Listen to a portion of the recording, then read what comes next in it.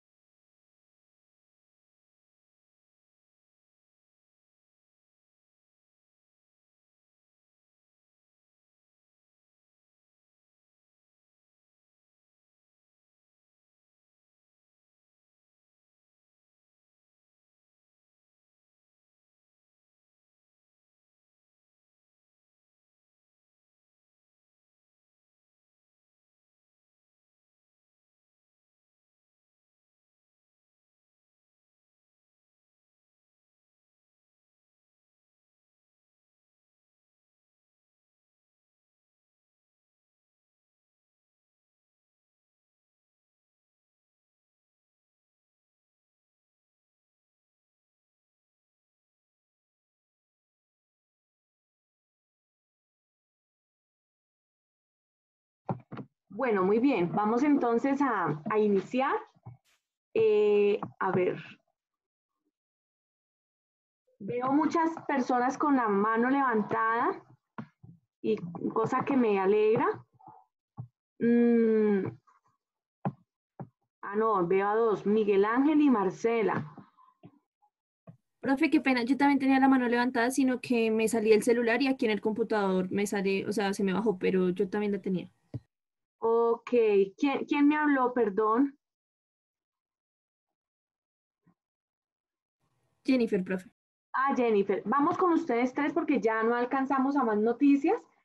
Entonces, Miguel Ángel, Marcela y Jennifer. Vamos entonces con Miguel Ángel. Miguel Ángel, buenos días. Hola, profe, buenos días, ¿cómo estás?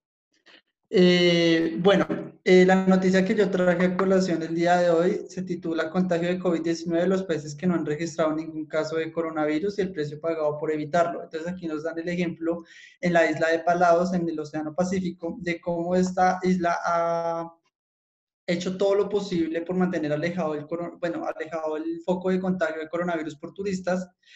Y nos dan el ejemplo de que hace un año ellos inauguraron un hotel que ayudó en que el 40% de su Producto Interno Bruto aumentara en el país. Sin embargo, con la llegada de la pandemia, pues todo este enriquecimiento que se ha dado por el turismo se vino abajo y aunque no tienen contagios de coronavirus en la isla, la otra cara de la moneda es que están pasando por situaciones muy complicadas de economía debido a que el turismo ya no está llegando a la isla. Entonces aquí podemos ver de que aunque no haya contagios, el caos sigue porque la economía está devastada en cuestión de que el turismo no está dando el soporte económico a la isla. Miguel Ángel, por favor, ¿me repites en qué isla es? Es en la isla de, se llama, el hotel se llama Palau, es en las Islas Palau. Isla. Eso es Islas Palau en el Océano Pacífico. Esto es en, es que aquí lo tenía. Sí, la República de Palau. En Oceanía. Estoy buscando aquí como para ubicarnos geográficamente.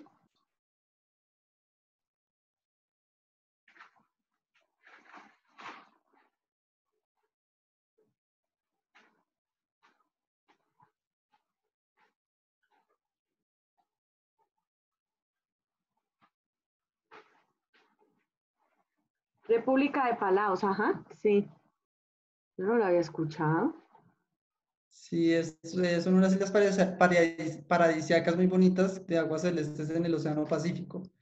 Y pues aunque no han tenido pues llegada de turistas por el coronavirus, pues yo creo que se tuvieron las medidas necesarias antes de que todo esto pasara. Pues el enfoque económico se está devastando porque no hay turismo y no... Y Claro. bueno, y hace poquito se inauguró el primer hotel precisamente pues para atraer más turistas, un hotel de lujo muy bonito. Y pues en el 2019 dio frutos, pero ya en el 2020 está generando, es más que ganancias, es pérdidas. Claro, sí. Se preserva la vida, pero pues económicamente están devastados. Ojalá logren recuperarse pronto.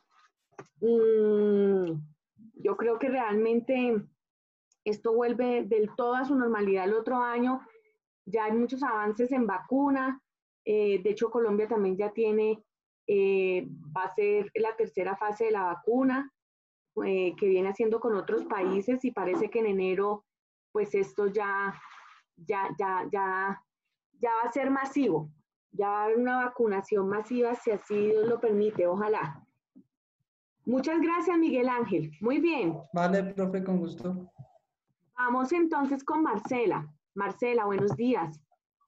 Buenos días, profe. Bueno, profe, yo quise abarcar una noticia y es que está resonando mucho las masacres en estas 2 últimas semanas en el país. Entonces, fue una noticia del Espectador titulada La masacre norte de Santander. Nuevamente asesinan a 3 hombres en las zonas rurales. Entonces, bueno, ahí obviamente relatan que comienza el revoleo en las zonas rurales, esa incertidumbre por la violencia que se está acrecentando un poco en estas últimas 2 semanas en las zonas, más que todo en los departamentos de Nariño, Cauca, Arauca, Valle del Cauca y Antioquia. Entonces, pues muchas personas aledañas a los hechos relatan que no se saben, son encuentros inesperados, alteran la tranquilidad, o sea, ya ellos no tienen esa seguridad y que el Estado tampoco ha sido garante para devolverles la tranquilidad. Entonces, no se saben aún quiénes son los autores. Hay rumores que pueden ser grupos armados disidentes de las FARC, del ELN o el EPL. O sea, no se sabe. Entonces, pues, profe, es muy preocupante, desconcertante un poco como aún en cuarentena, en plena pandemia, en plena crisis económica, social, humanitaria, pues haya gente que siga insistiendo en dañar a otras y en involucrar gente común, gente que no ha hecho nada. Entonces, pues queda mucho sin sabor ahí, profe. Y más que se da en el campo, en las zonas rurales, gente con bajos ingresos económicos, gente que no le ha tocado fácil en la vida y pues es triste. Eso, profe. Así es, Marcela, así es. No, tenemos todos los agravantes y súmale a esto ahora el recrudecimiento de la violencia, que no se sabe a ciencia cierta de qué grupo viene exactamente, qué es lo que pasa allí, si hay un ajuste de cuentas, si por narcotráfico o hay contrabando de por medio. ¿Cuál es la disputa? Porque sí tiene que existir alguna razón para que eso suceda. Y lo grave es que no hay una plena identificación de los hechos y de los actores. Y como les decía hace 8 días, súmale a eso que tenemos presencia del cartel de Sinaloa, las bandas criminales, entonces confluyen una cantidad de grupos, además todos disputándose el territorio, disputándose las rutas del narcotráfico, disputándose las rutas para contrabando, disputándose la minería ilegal. Es muy complicada la situación del país, muy complicada. Ahí se debería declarar el estado de conmoción interior, sobre todo en el sur del país, donde se ha venido agravando el orden público ya hace más de un mes. Cali, Cauca, Nariño, y bueno, en el norte de Santander, pues todos sabemos que también allá confluyen todos los actores armados, sobre todo en la región del Catatumbo. Muy bien. Y por supuesto, mayor presencia del Estado. Mayor presencia del Estado. Gracias a ti. Ay, yo ya te puse. Ajá. Muy bien, vamos con Jennifer. A quienes no han participado los motivo a que participen, porque están participando los mismos estudiantes. Me alegra mucho por ellos, pero pues yo sí quisiera ver a otros participando interesados en lo que está pasando, contándonos qué es lo que está pasando y además que se hagan acreedores a esas décimas, Ya quienes han repetido tienen 0,6 de décimas para la nota del primer corte. Entonces, esa es la invitación. Vamos con Jennifer. Hola, Jennifer. Buenos días, profe. Buenos días, profe. Mi noticia es de la BBC y trata sobre la vacuna contra el COVID-19 y las jugadas sucias o atajos que se han tomado, digamos, para poder tener la primera vacuna. Entonces, en esa noticia manifiesta que hay 3 cosas que confluyen en esta carrera. Uno es el sistema político, otro son los movimientos o grupos antivacunas y otro es el nacionalismo. Frente al sistema político, podemos ver que hay países, digamos, como Rusia y China, que han dicho que ya tienen la vacuna, en especial Rusia, que dijo o dio el anuncio el 11 de agosto, que tenía la vacuna Sputnik 5 o B, no sé cómo la maneja, Y es el mismo nombre, o sea, tiene un simbolismo político porque es el mismo nombre que se usó para conquistar, digamos, la carrera.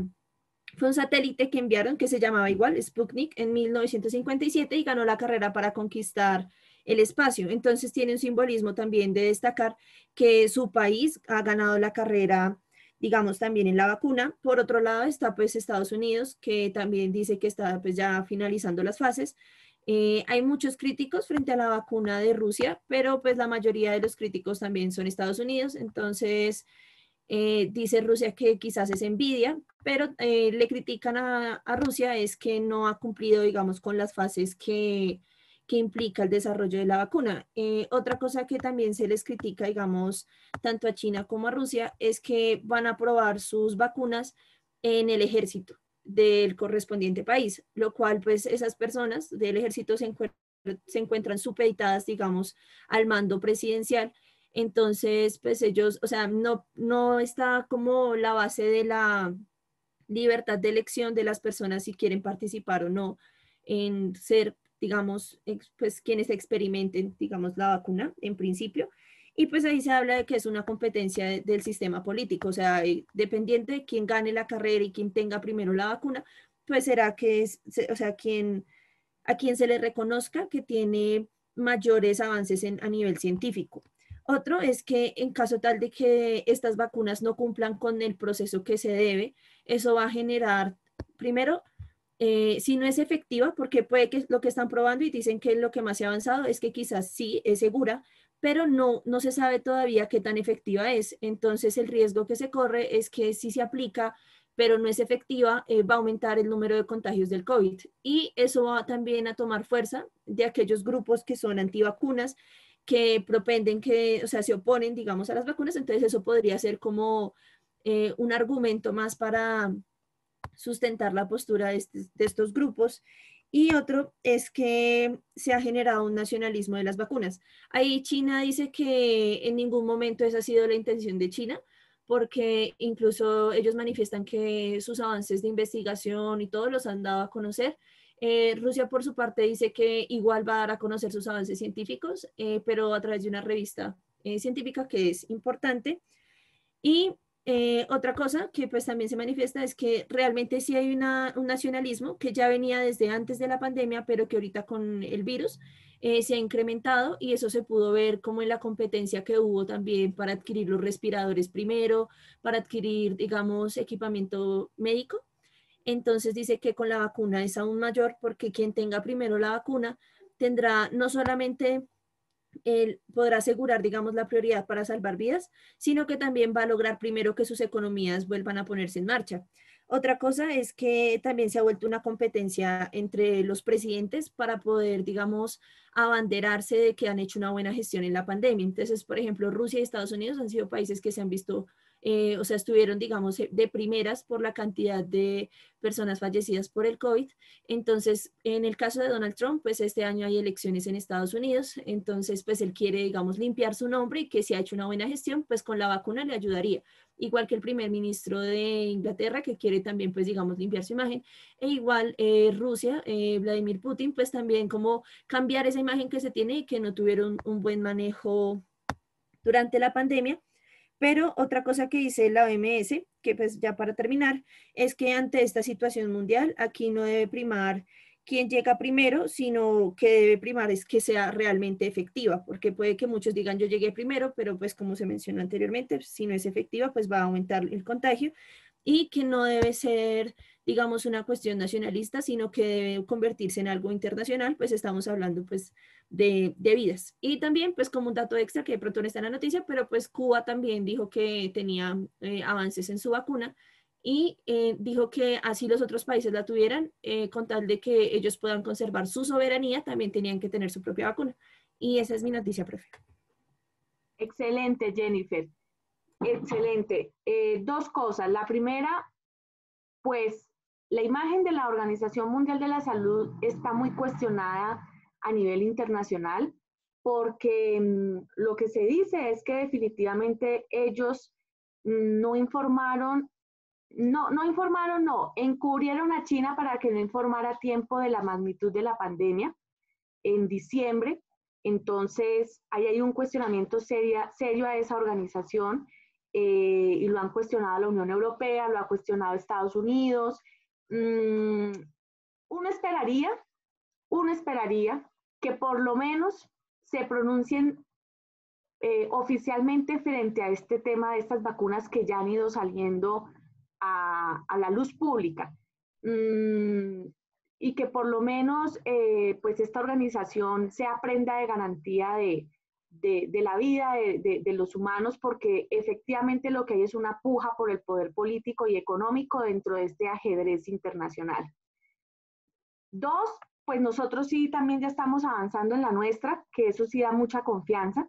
Si han podido ver noticias, muchachos, hoy, pues ya está autorizada la fase 3 para probar la vacuna que se está haciendo financiada por Johnson & Johnson con un laboratorio que no me acuerdo en este momento el nombre, pero ahí están participando pues Colombia, Estados Unidos, Inglaterra. Entonces con éxito pues va también esa vacuna, donde nosotros también hemos participado en la misma, y parece ser que la fase 3 se va a poner en marcha en el mes de enero. Entonces, imagino que la fase 3 ya es la fase en la cual pues la vacuna está supremamente aprobada, y ya lo que hay que hacer es una vacunación masiva para el otro año pues empezar ojalá con pie derecho en ese tema, en ese sentido. Muchas gracias a Jennifer, muy importantes todos sus aportes, las noticias, las reflexiones que hacen. Cada vez vamos enriqueciendo más el contexto. Bueno, entonces vamos a seguir con nuestra clase. Permítanme, por favor.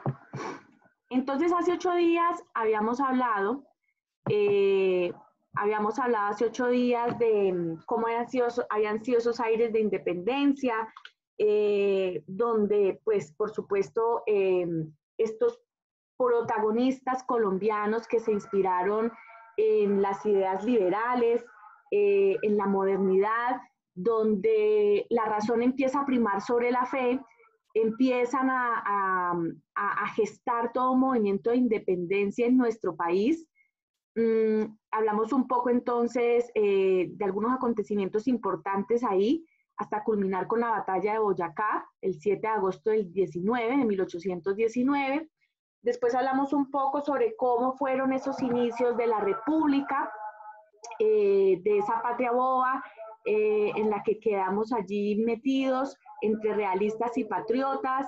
Lo que generó es una serie de guerras civiles. Hablamos de algunas de las guerras civiles, entre ellas la Guerra de los 1000 días, la guerra civil más larga que ha vivido el país. Posteriormente hablamos de que en medio de la guerra del medio siglo, que fue la de los terratenientes conservadores por el tema de la abolición de la esclavitud, como en medio de esa guerra se generaron los dos partidos políticos, el Partido Conservador y el Partido Liberal, o el Partido Conservador con unas ideas muy centralistas, muy feudalistas, muy de la defensa de la propiedad y del latifundio, y defendiendo esa relación estrecha entre la Iglesia y el Estado, y la Iglesia y la educación, como parte pues de ese proyecto evangelizador que ellos apoyaban desde España.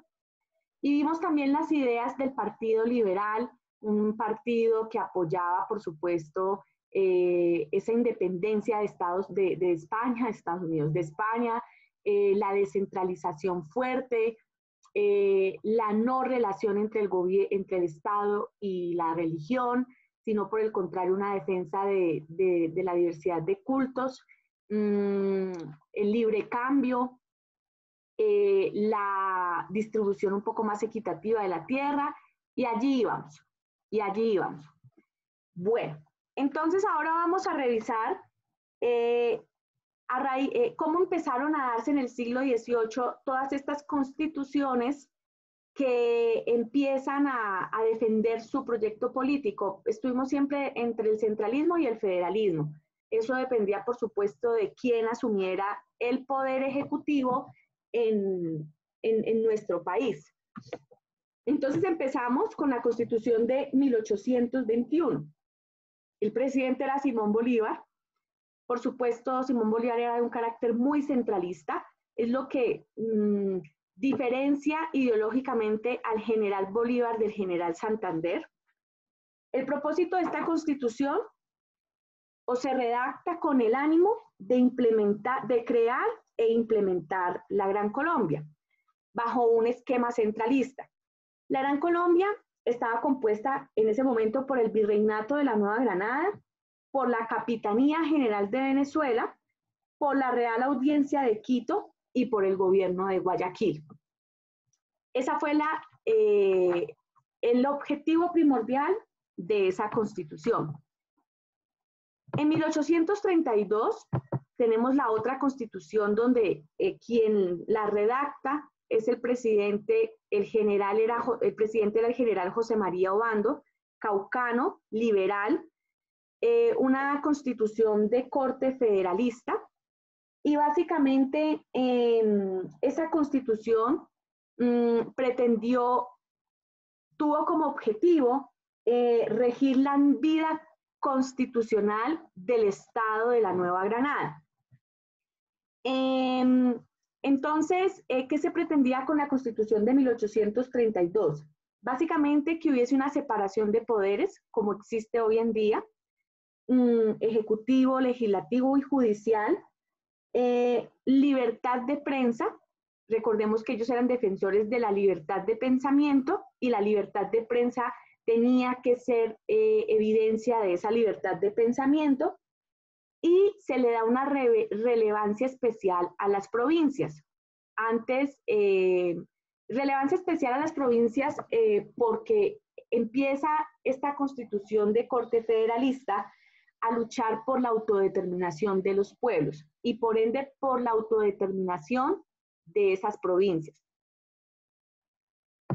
Luego viene la Constitución de 1843. El presidente es Pedro Alcántara Herrán. La Constitución es de carácter centralista nuevamente. Aquí, básicamente, lo que se pretendió con esta Constitución fue ampliar el poder presidencial, contar con un presidencialismo mucho más fuerte en el sentido de que el poder se concentraba en el Ejecutivo, por eso el centralismo. Entonces, la planificación se hacía desde el Ejecutivo, las finanzas eran manejadas desde el Ejecutivo, las decisiones eran básicamente tomadas desde el Poder Ejecutivo y se limitaba también la participación electoral. Es decir, solo podrían votar quienes hubiesen cumplido 25 años de edad y aquellas personas que supiesen leer y escribir.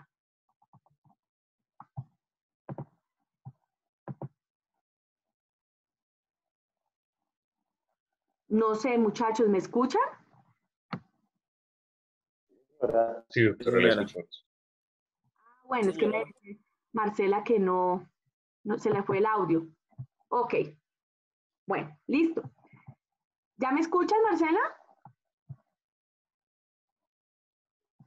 Sí, señora profe, no sé por qué se me va el audio o se le va la profe, no sé, pero hay momentos en los cuales se me corta la idea y dejo de escucharla, profe, y después retoma. Qué raro. Sí, ¿será que se me está yendo el audio por momentos? Voy a tratar de acercarme un poco más aquí. Listo. Okay.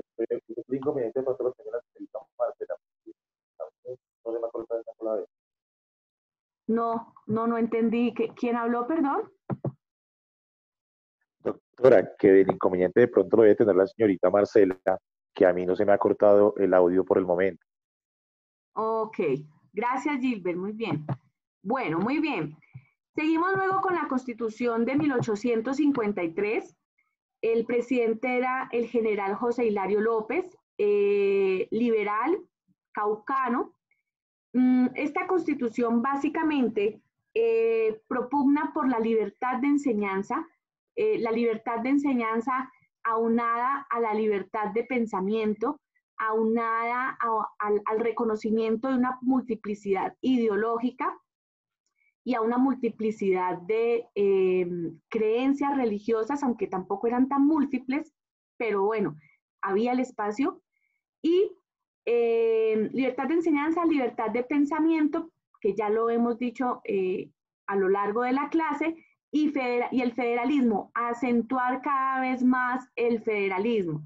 Entonces, ¿qué era lo que pasaba? Que en la medida en que se habían dado como algunos pasos de adelanto en el federalismo, cuando volvían las constituciones conservadoras, otra vez volvíamos al retraso, y entonces tocaba volver a dar ese paso que se había perdido antes. Por eso es que pues no hay una consolidación en ese momento del federalismo tan fuerte, sino que el objetivo era como ganar nuevamente los derechos, por decirlo de alguna manera, o la dinámica federalista que se había perdido con la constitución anterior.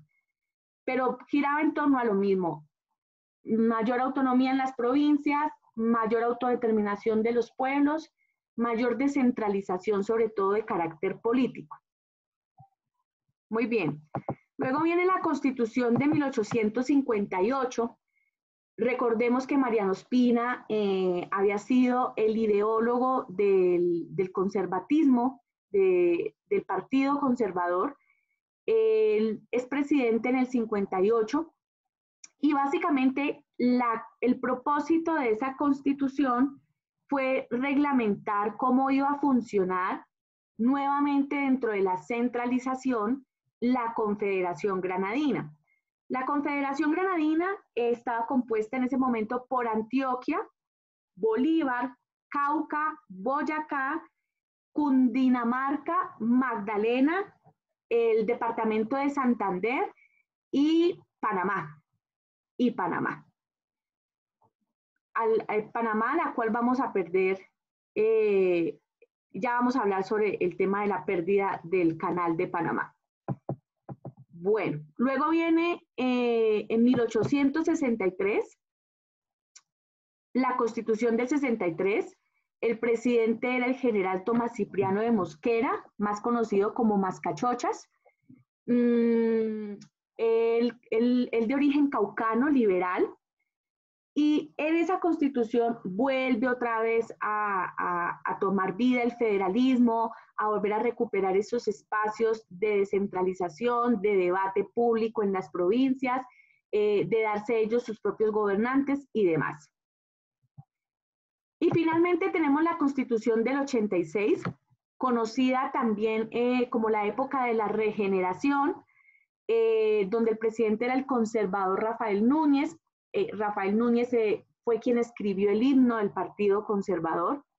Se le llama el proceso de la regeneración porque pues para ellos estas constituciones que habían sido de corte federalista le habían hecho perder el rumbo al Estado. No era posible que la sociedad no viviese bajo el catolicismo, no era posible que la moral cristiana no fuera la moral oficial.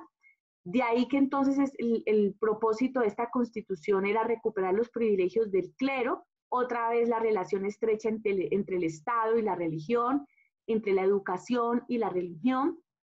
Inclusive la religión o el clero pasó también a administrar bienes públicos. Se restringe también la libertad de prensa. Quien hablase mal del gobierno pues sencillamente debía ser censurado. También dentro de esta constitución los estados, las provincias pasan a ser departamentos. Recordemos que los gobernadores eran elegidos por el presidente de la República hasta la elección popular de alcaldes, ¿no? Y gobernadores. Y se establece la pena de muerte, sobre todo para aquellos delitos cometidos contra la nación. Entonces, básicamente, esas son las constituciones del siglo XVIII. Y por supuesto, hay que hablar entonces de la hegemonía conservadora que tiene lugar entre 1880 y 1930.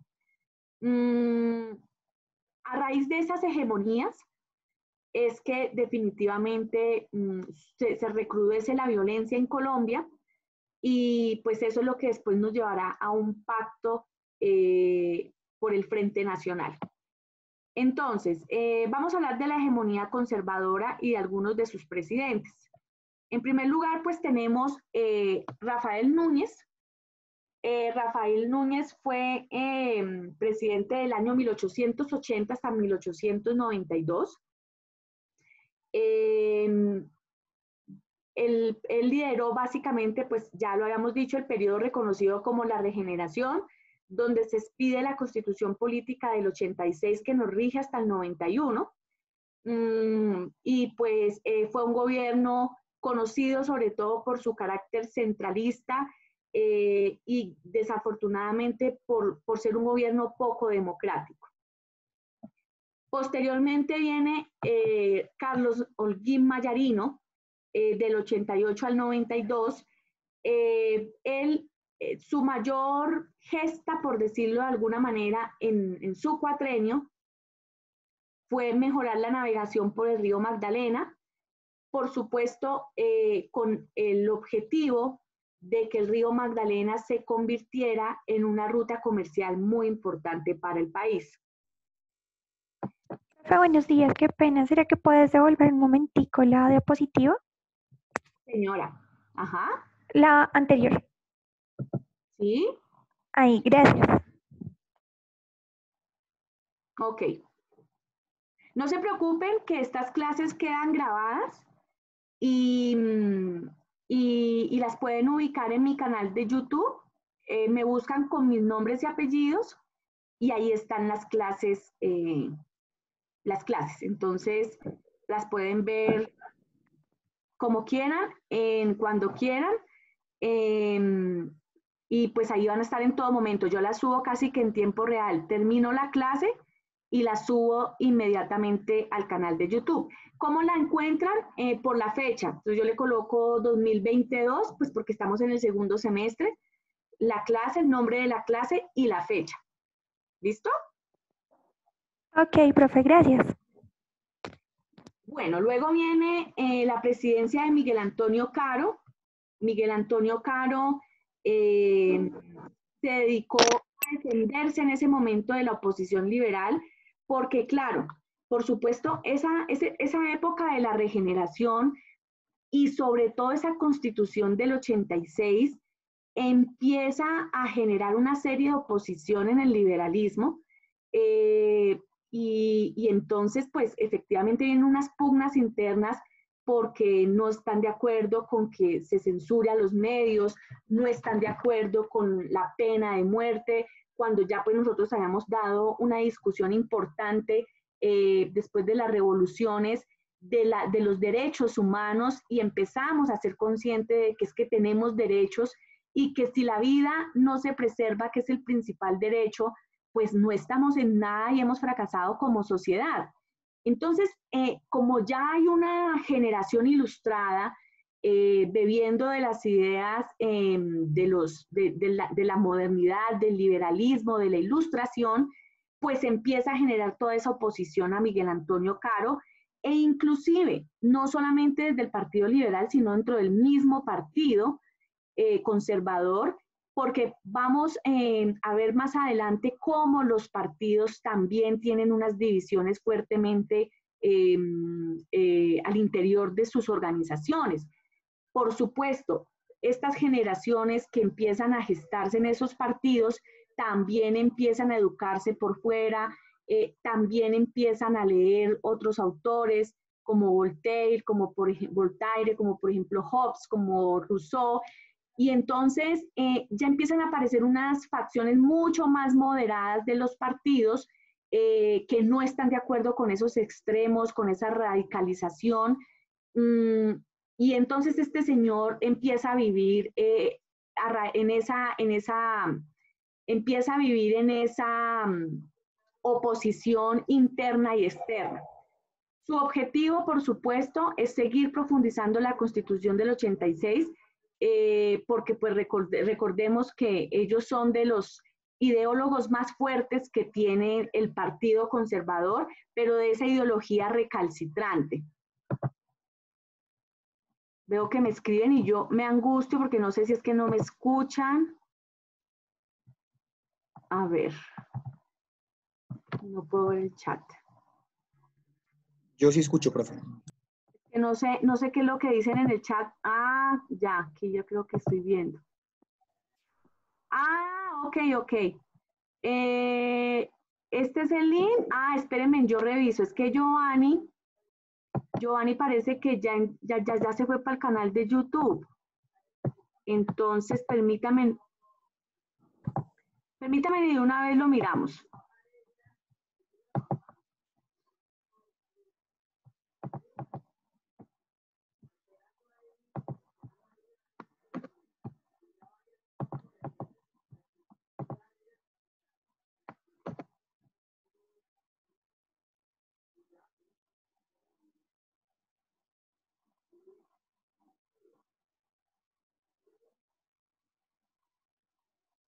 Sí, correcto, ese es. Ah, bueno, doctora, ya lo comparto entonces con el chat. Lo que pasa es que también, A ver, es que me parece raro también, es que yo estoy abriendo el link y solo encuentro una clase nada más. No, espérame un momentico, porfa, porque no, parece que ese no es. Ay, a ver. Ese lo compartimos por el chat, por WhatsApp. Espérame un momento, yo entro. Espérame un momento, yo entro porque no sé, me pareciera que ese no es.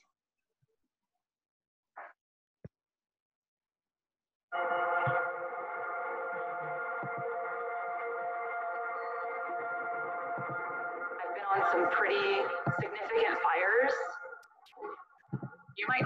One of the first things that we did is actually go talk to responders and affected users.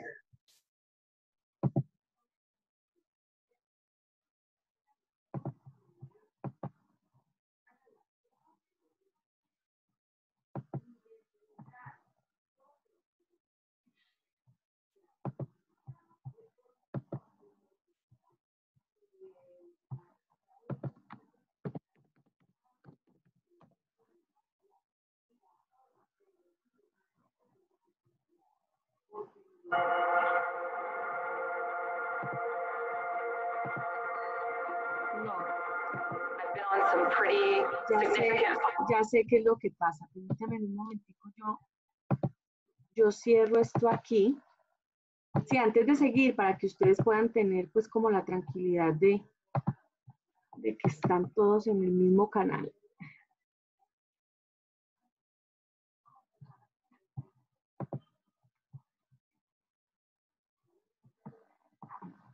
A ver.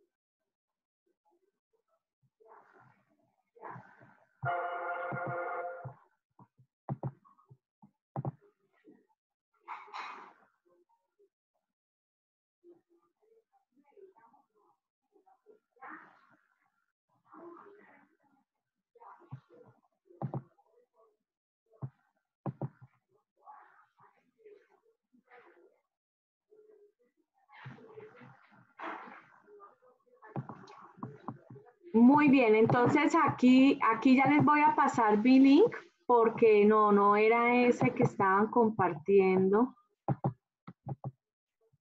Es este, creo que ahí ya lo habían puesto. No, es este, muchachos. Ay, ¿qué hice? A todos, es que aquí se lo mandé a Gilbert nomás, aquí. Ahí está el link, el canal, ahí está, en el chat. ¿Listo? Bueno, muy bien. Entonces, sigamos.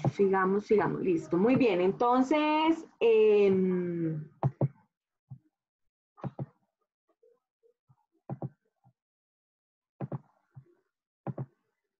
ok, muy bien. Bueno, entonces, eso pasó en el gobierno de Miguel Antonio Caro. Después viene Manuel Antonio San Clemente, y a este señor sí que le tocó duro en el del 98 a 1900, porque ahí preciso empezó a estallar la guerra de los 1000 días. Este señor no pudo controlar el desorden público que se formó, además porque pues hacía también como parte de un sector que había propiciado la guerra de los 1000 días, que eran los conservadores, y entonces pues es derrocado por el futuro presidente, que es Manuel Marroquín, quien efectivamente asume la presidencia entre 1900 y 1904. Este señor no solamente afronta la guerra de los 1000 días, sino que a él se le responsabiliza de haber perdido el Canal de Panamá. Y ahí vamos a centrarnos un poquito. ¿Qué fue lo que pasó con el Canal de Panamá? Resulta que, pues nosotros, en primer lugar, no hicimos presencia en el canal, no visualizamos como país la importancia económica del Canal de Panamá, con el ferrocarril y demás. Y entonces, pues esto sufrió un abandono por parte del Estado. Entonces, a causa de eso, pues la oligarquía panameña empieza a dar una puja por la independencia del canal, por la independencia de Panamá, perdón, no solamente por el abandono en el que estaba el Estado, en el que el Estado había dejado a Panamá, sino porque nosotros nos habíamos enfrascado en unos conflictos pues, mejor dicho, que no nos permitió gobernar como debíamos gobernar. Recordemos que, como se había dicho a lo largo de la clase, estábamos imbuidos en ese conflicto entre liberales y conservadores, en ese conflicto económico entre si era el libre cambio o el proteccionismo, el libre cambio defendido por los liberales y el proteccionismo por los conservadores. Estábamos en ese conflicto entre el federalismo y el centralismo, y pues todo eso fue inseguridad jurídica, generó un abandono por parte del Estado, y sumido a eso, para sumarle a eso, el tema del expansionismo, que en ese momento Estados Unidos había empezado pues a accionar en el mundo, y vieron pues esta oportunidad para adueñarse del canal de Panamá. Ellos consideraban que el canal definitivamente era una necesidad lógica para el desarrollo capitalista que ellos habían propuesto. ¿Por qué? Porque es que el canal les permitía a ellos integrar la costa atlántica y la costa pacífica. También, por supuesto, el tema de poder construir un muy buen ferrocarril, que les permitiera estar mucho más rápido con sus productos en estas dos costas.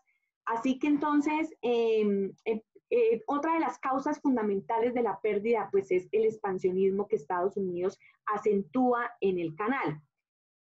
Resulta que esa compañía que se había contratado, francesa, inicialmente para construir el canal, en 1896 estaba quebrada, no tenía la capacidad para terminar el canal, y entonces lo que hacen ellos es buscar a los estadounidenses en 1904, contratan a un señor de apellido Cromwell, norteamericano, para que este señor, que tenía muy buenos contactos y hacía parte de la clase empresarial norteamericana, convenciera al gobierno norteamericano de que les comprara sus propiedades y prácticamente pues que les compraran la compañía. Este señor Cromwell inicia un plan por supuesto, de lobby, para un plan que denomina americanización del canal.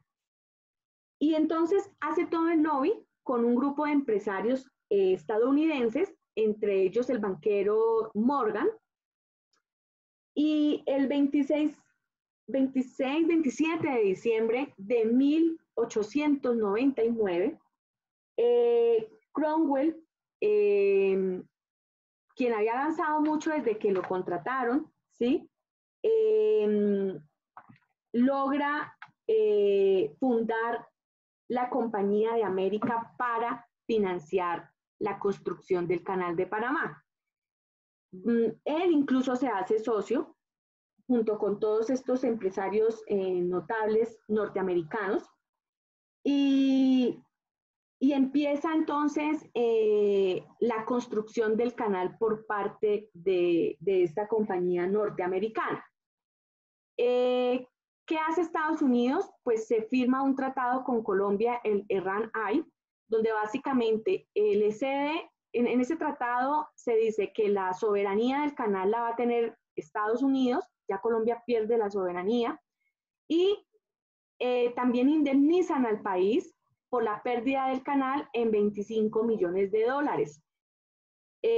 Lo que fue muy criticado en su momento, sobre todo por los liberales, porque decían que efectivamente la indemnización que Colombia debía recibir por el canal debido a todo el lucro, debido a la posición geoestratégica, debido a la función, a la función económica que prestaba el canal, pues no era compensada con $25 millones. Entonces aquí quiero que veamos un corto video de un historiador que relata muy bien algunos detalles de la pérdida del Canal de Panamá, que creo que no debemos dejarlo pasar por alto. Entonces, permítanme, por favor.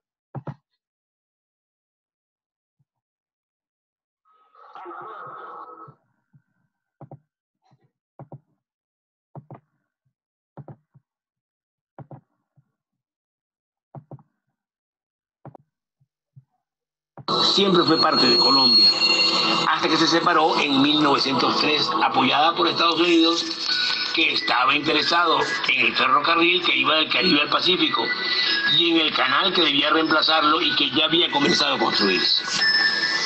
Suele decirse que Panamá no hizo el canal, sino que el canal hizo Panamá, pero no es completamente cierto. Ya antes, Panamá había hecho 17 intentos de separación y 4 separaciones declaradas que no resultaron.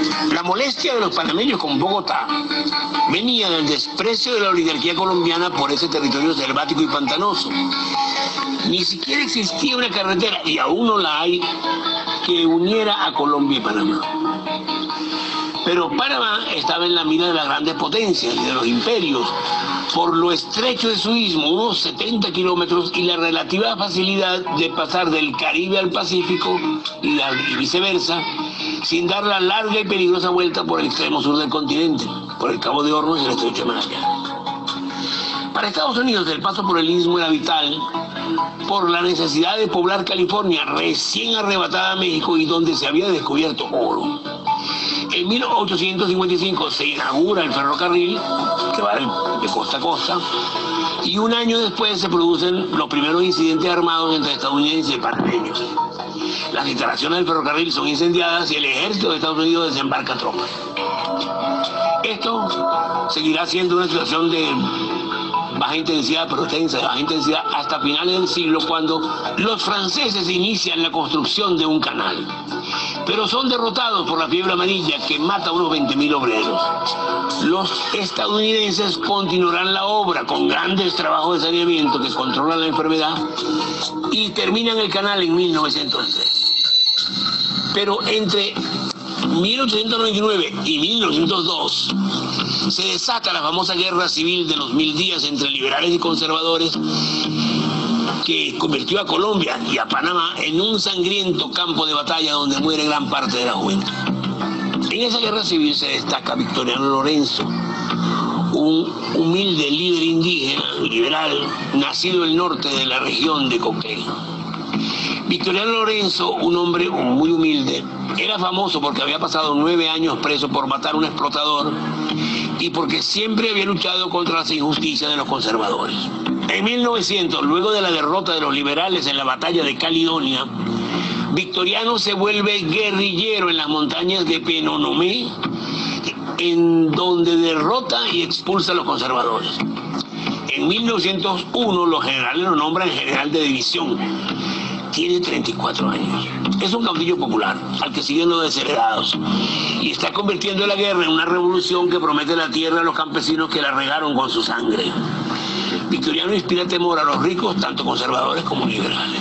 Para septiembre de 1902, las fuerzas populares liberales controlan casi todo el interior del país y avanzan victoriosas sobre las ciudades de Colón y Panamá. Pero entonces, el general liberal colombiano Benjamín Herrera, jefe militar de Lorenzo, recibe un mensaje del cónsul general de Estados Unidos en Panamá, señor Kutcher, donde le advierte que Estados Unidos, cito, no permitiría combates en la ciudad de Panamá o Colón o cerca de la línea ferroviaria entre estas dos ciudades.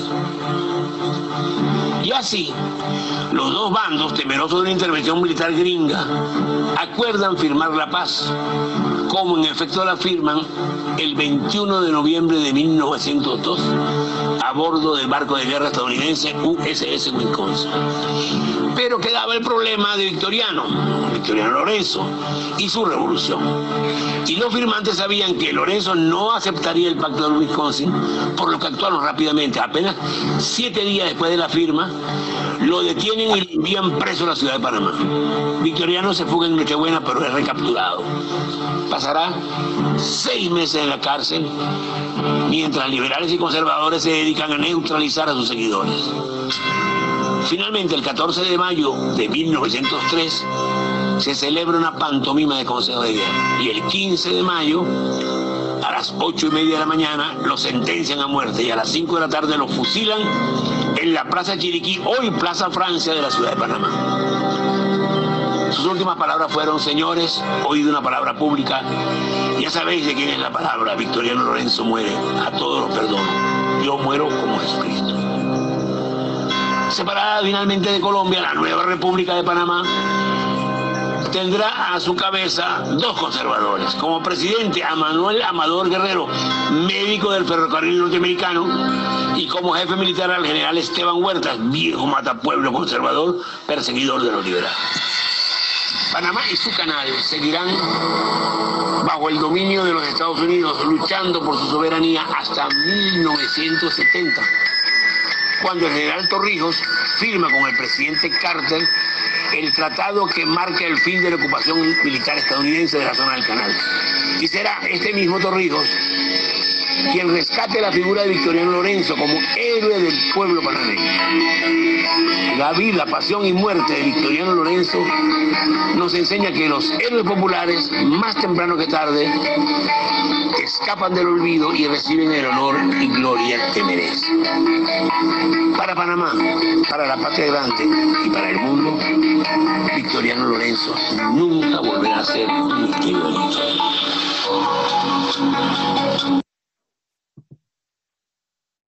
Bueno, muy bien. Son esos héroes que son invisibles, que no se ven y que solamente algunos historiadores pueden, por supuesto, traer a la memoria en estos momentos, pues, en los que vivimos actualmente. Bueno, y entonces vamos a terminar la hegemonía conservadora para poder empezar la otra clase ya con la hegemonía liberal.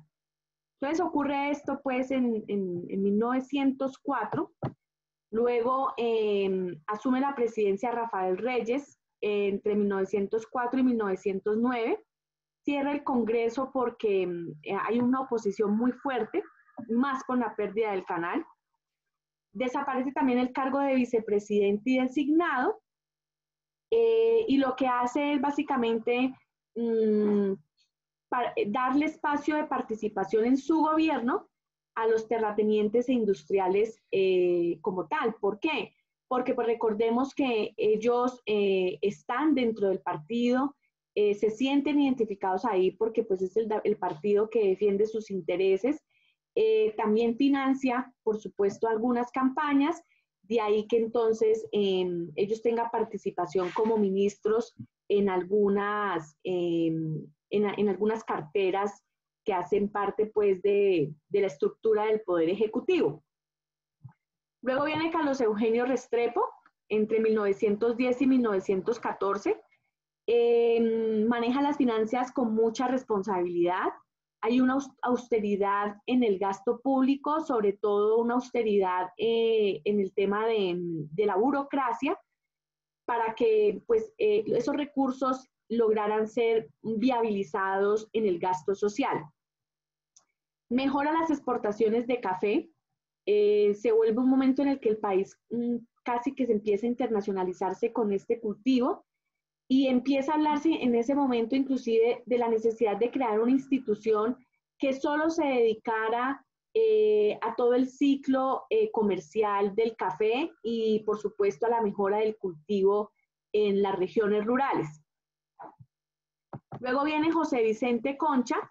José Vicente Concha fue presidente de 1914 a 1918 y básicamente ahí se dan dos hechos. Establecemos los límites con el Ecuador y se inicia la construcción del Capitolio Nacional. Recordemos que en el Capitolio es donde funciona el Congreso de la República. Básicamente ahí tiene asiento las oficinas de los presidentes de Cámara y Senado, y es donde se encuentran en estos momentos las sesiones plenarias de cada una de las cámaras, de la Cámara Alta y de la Cámara Baja. Luego viene Marco Fidel Suárez, de 1918 a 1922. Marco Fidel, un hombre de origen o de una extracción bastante humilde, famoso por eso, porque estudió desde las ventanas de los colegios y pues logra un nivel de formación tal y de involucrarse de tal manera que pues llega a ser presidente de la República. En su gobierno se inician las primeras rutas aéreas comerciales con la empresa Escadata. Y bueno, básicamente eso. Luego viene Pedronel Ospina, de 1922 a 1926. También hay una eficiente fiscalización del gasto público, es decir, se establece fiscalización sobre todo en el recaudo y en el gasto público. De tal manera que pues tratan de mitigar con políticas claras la corrupción, sobre todo en el tema de la contratación, de ahí también que haya una eficiente fiscalización. Se crea el Banco Agrícola Hipotecario también, con el ánimo de hacerle préstamo a los campesinos, pero sobre todo aquellos que tuviesen propiedad escriturada, porque por supuesto que la escritura es la que sirve ahí como prenda de garantía en caso del no pago de estos préstamos. Y también se hacen algunas obras de inversión en infraestructura, sobre todo carreteras rurales, urbanas, básicamente. Luego viene el gobierno de Miguel Abadía Méndez, también supremamente cuestionado, en el año 1926 a 1930. Pues, bueno, es un gobierno en el que se establecen los límites con Nicaragua, y en esa delimitación se establece que San Andrés y Providencia son de Colombia. Ahorita estamos nuevamente en ese pleito porque recordemos que hay un fallo de la Corte Internacional de la Haya que el país no ha implementado, porque el país lo que quiere es hacer valer jurídicamente el tratado que se firmó en su momento, y pues que no se acepte el argumento de Nicaragua de que en ese momento ellos habían firmado el tratado de delimitación porque estaban presionados por el gobierno de Estados Unidos. Entonces, bueno, este es uno de los primeros logros de Miguel Abadía, pero también recordemos que es muy mal recordado por la masacre de las bananeras. Recordemos que la masacre de las bananeras tiene lugar en Ciénaga Magdalena.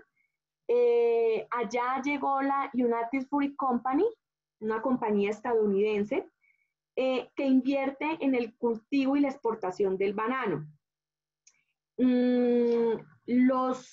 La clase trabajadora que fue contratada por esta compañía hace un paro como de 20 y pico de días porque se sienten violentados en sus derechos laborales, sienten que trabajan en unas condiciones infrahumanas, sienten que no hay un contrato directo con la compañía, no hay una formalización laboral, es tercerizado, y no les pagaban, si no estoy mal, mensualmente, y pues ellos pedían que no fuera mensualmente, sino quincenalmente, y además estaban exigiendo una mejor remuneración, que tuviesen descanso, que se regulara las horas de trabajo y que tuvieran un descanso remunerado. Además les pagaban también muchas veces con bonos que tenían que ser cambiados por empresas que eran de la misma compañía, y pues no estaban de acuerdo, por supuesto, con ello. De tal manera que entonces empieza toda una puja por esos derechos. Dura 26 días el paro, y finalmente en el gobierno de Miguel Abadía Méndez pues se preservaba el derecho de la compañía estadounidense, ¿sí? Llega el general Cortés, en ese momento al mando de las fuerzas militares, y lo que hace es reprimir esas huelgas a la fuerza. Se habla de que hubo más de 1000 obreros caídos ahí en combate, si se puede decir. En su momento las cifras hablaban solamente de 9 a 10 personas, pero en realidad fue precisamente una masacre por la magnitud del número de personas caídas en ese enfrentamiento. Aquí también quiero, para terminar, que veamos un especial muy corto que hizo en su momento Caracol, donde entrevistan a una persona que puede relatar qué fue lo que pasó.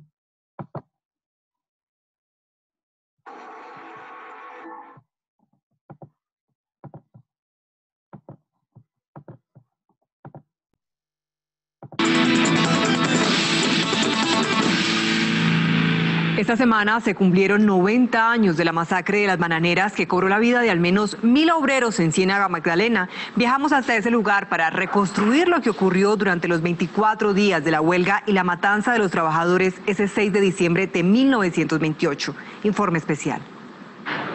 Un señor que trabajaba en el ferrocarril me dijo: yo vi un río de sangre que corría por el playón, que vio una masa de muertos que él no podía numerar, no las pudo contar, pero que alrededor de las 8 o 9 de la mañana ya esos muertos habían desaparecido.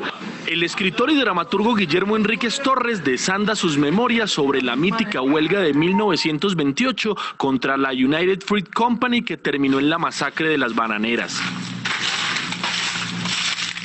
Un holocausto de fusiles y bayonetas que tiñó de sangre la estación del ferrocarril de Ciénaga Magdalena y cuyos desenlaces posteriores incubaron las más feroces violencias del siglo XX. Todavía es un misterio el número real de muertos, que algunos cuentan por 1000, pero los relatos de aquella carnicería de madrugada sobreviven 90 años después.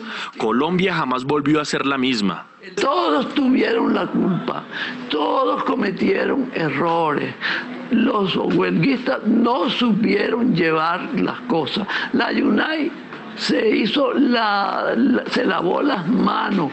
El ejército es el responsable de la muerte y el presidente dio la orden. Con soberbia crudeza, el maestro Ricardo Rendón caricaturizó así lo acontecido en una charla imaginaria entre el presidente Miguel Abadía Méndez y el general Carlos Cortés Vargas, jefe militar y civil de la zona. Desde plantaciones como esta salieron los huelguistas que terminaron apostados en la estación del ferrocarril de Ciénaga para reclamar sus derechos. Lo hicieron a partir del 12 de noviembre de 1928 y allí estuvieron hasta el amanecer del 6 de diciembre de ese mismo año, cuando al no poder disipar la huelga, el general Cortés Vargas le dijo a sus hombres: disparen a discreción. La pila de cadáveres fue levantada con urgencia por los militares, pero el destino final de esos cuerpos terminó alimentando leyendas. Se dice que cientos fueron incinerados, otros terminaron en fosas comunes a medio enterrar y algunos más echados al mar.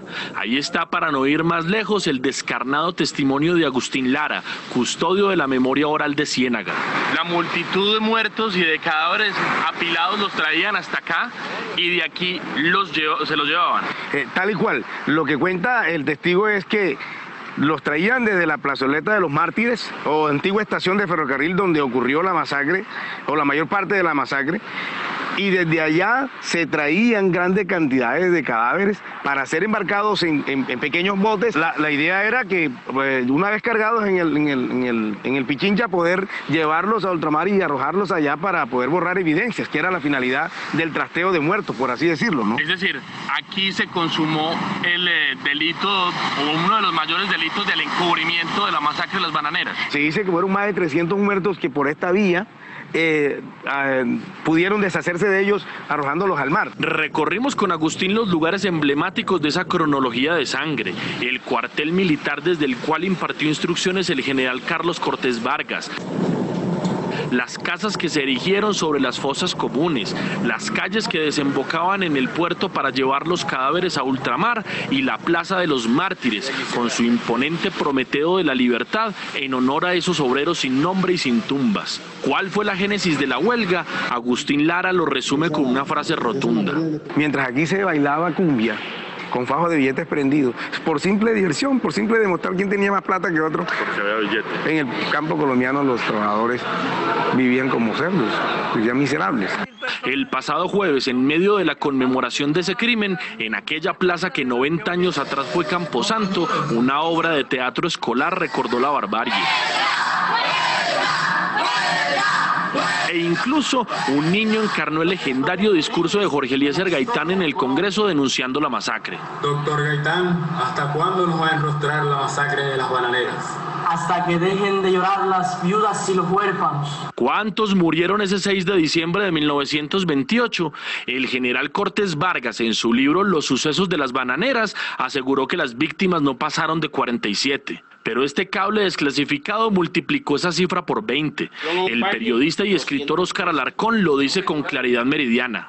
El único documento que existe es el del embajador de Estados Unidos de la época, que le comunica a el gobierno de los Estados Unidos que fueron como 1000, no dice una cifra exacta, que le dijo el de la United Fruit Company que fueron como 1000 los muertos.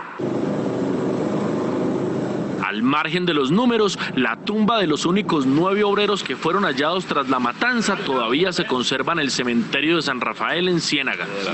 Fuimos hasta allá con el escritor Guillermo Enríquez. ¿Por qué cree usted que dejaron solo 9? ¿Era un mensaje? Era un mensaje del general Cortés Vargas a los obreros. 9 puntos, no, les dejo 9 muertos. Ellos son el símbolo de ese avance laboral que hay en Colombia. Ellos están ahí por eso. Aprovecho ese escenario para preguntarle por qué el Estado jamás pidió perdón por lo ocurrido, y Enríquez me suelta lo siguiente. Primero porque está en Ciénaga. Si hubiera estado en otro sitio, de pronto sí se lo hubieran reconocido. Y la otra cosa es que son unos obreros, y si hubiera sido la hija de un presidente, ya habría un barrio con ese nombre, ¿no? Como hay en Bogotá, con la hija de un presidente. ¿Ha sido Colombia una sociedad desmemoriada con estas personas? Y canalla, esa es la palabra. Colombia ha sido canalla. Canalla. Es un país de dirigentes canallas. Ciénaga no olvida, 90 años después. Juan David Laverde, Noticias Caracol. Bueno, muchachos, muy bien. Esto es todo entonces por hoy. Vamos a dejar hasta ahí para iniciar la otra clase con hegemonía liberal, la violencia del medio siglo y la aparición de los actores armados. ¿Tienen alguna pregunta antes de cerrar? Profe, yo quería decir algo. Claro, referente a lo que estábamos hablando del tema de las bananeras, hay un libro que yo encontré, bueno, que encontré el título, donde se encuentra un testimonio de una persona que fue el conductor que llevó los cuerpos a diferentes lugares. El libro se llama Bananeras, testimonio vivo de una epopeya, de Gabriel Fonegra. ¿Y lo tienes de pronto digital? No, profe, pero intentaré buscarlo porque sí me parece muy interesante. El libro recoge varios testimonios de varias personas que pudieron haber como pasado, o sea, vivido ese momento. Gracias, Dani. Si nos puedes regalar, por favor, el nombre por el grupo de WhatsApp que ustedes tienen creado y a mí, por favor, me lo pasas a mi WhatsApp, te agradezco para buscarlo. Vale, profe, listo. Bueno, muy bien. Listo. Bueno, muchachos, entonces, eso sería todo por ahora. Nos vemos, si Dios quiere, en 8 días. No vamos a dejar todavía actividad en el aula porque tenemos que terminar este tema. Entonces, ya, eso sería básicamente. Nos vemos, si Dios quiere, en la próxima clase. Que tengan una muy buena semana. Cuídense mucho y gracias a todos por su activa participación. Chao, profe. Gracias. Chao, profe. Muchas gracias. Gracias, profe. Feliz día. Hasta luego, profe. Gracias. Buen día, doctora. Gracias. Chao.